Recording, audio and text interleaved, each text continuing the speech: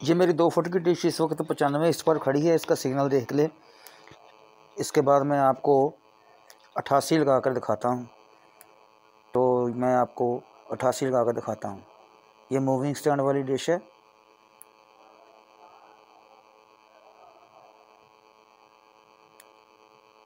ये देखें, इसका 88 का सिग्नल भी आ गया।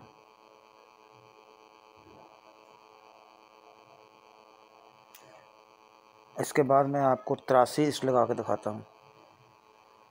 83 की मैंने टीपी लगाई है। ये देखें,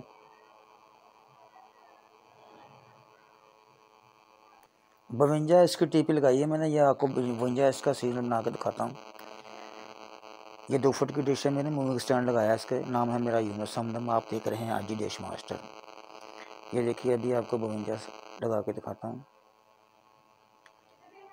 मेरे चैनल को सब्सक्राइब कर दें लोगों दोस्तों। ये देखिए, 52 इसकी भी आ गई है। मेरे चैनल को लाइक कर दें। नए आने वाले दोस्त बेल का बटन दबा दें ताकि आइंदा आने वाली वीडियो भी आपको मिलती रहे। उम्मीद है वीडियो आपको बहुत पसंद आएगी। ये सिग्नल आपने चेक किया। ये मैंने दोबारा 95 लगाया। मुझे दीजिए इजाज़त।